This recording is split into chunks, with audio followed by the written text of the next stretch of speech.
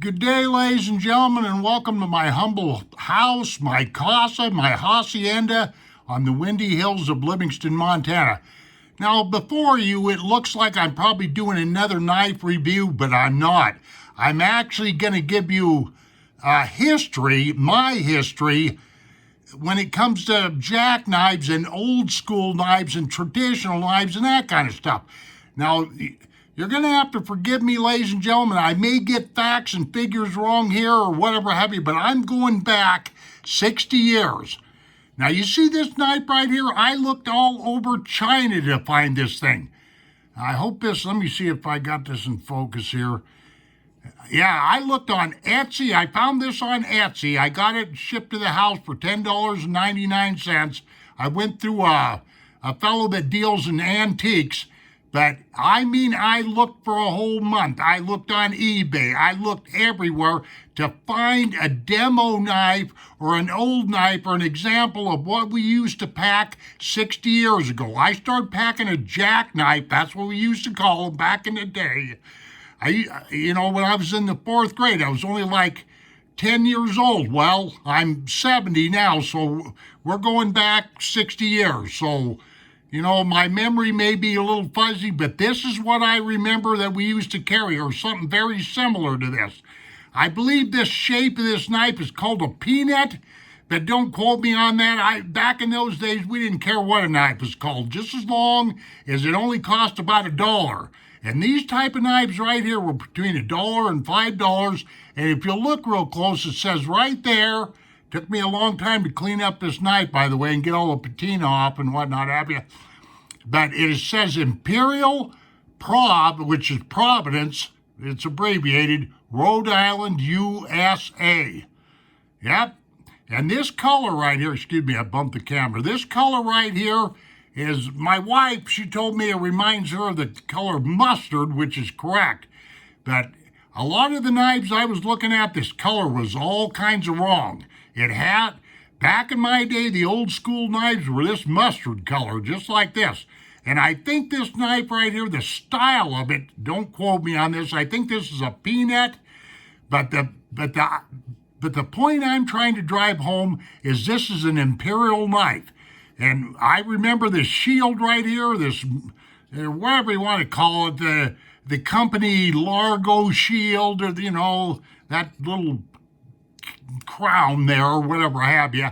But yeah, it took me quite a while this morning to clean up this knife to get it presentable so that I could show you, and it's still got quite a bit of patina on it and whatnot have you. Matter of fact, one of these scales is loose here.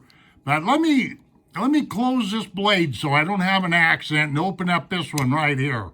Maybe you'll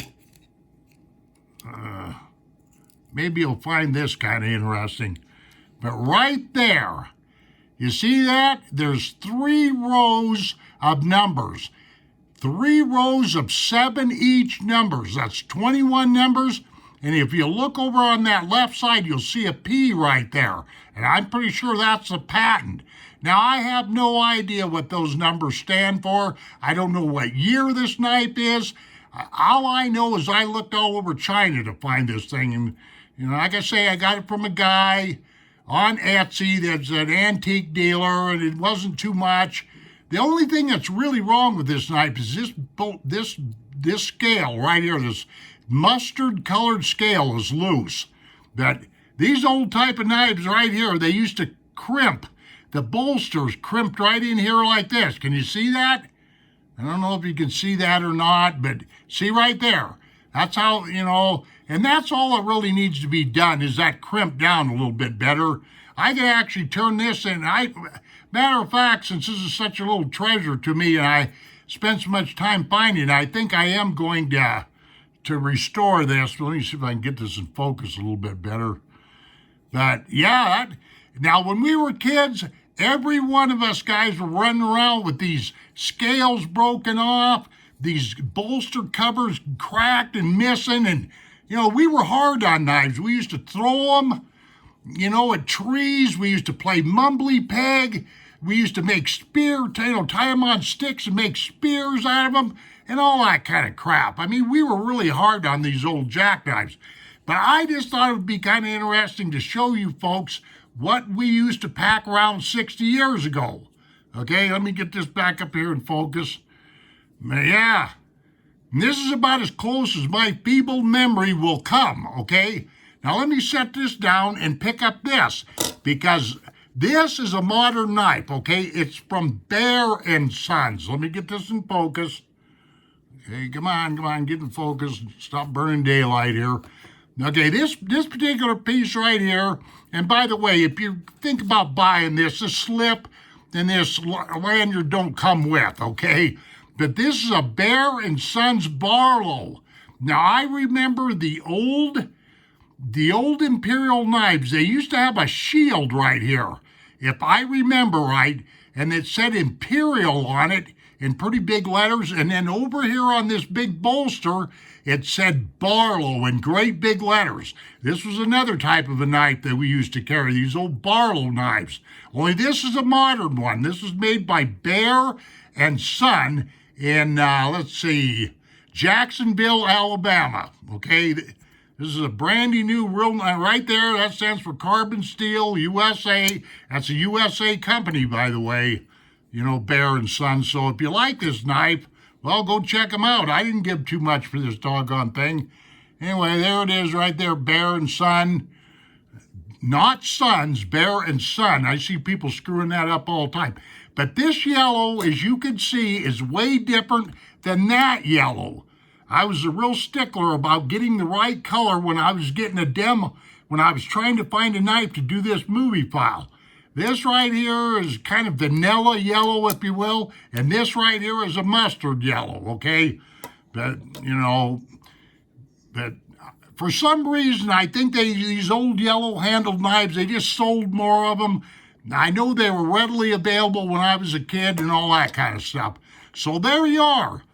We packed these kind of knives just like this guy right here. I just got done showing you this Imperial Peanut with this is called a pen blade, and that's a clip point right there. And then we used to pack these guys right here, these Barlow knives, but not this one right here. I bought this one to have an old Barlow, and you know, and for this movie file too, but mostly so I could have me a Barlow, because I don't own a good one, but I do now. So there you are with these guys right here. And this, like I say, this example knife that I'm using here is from Bear and Son. And it's a USA-made knife. It's a real nice little knife. I like it.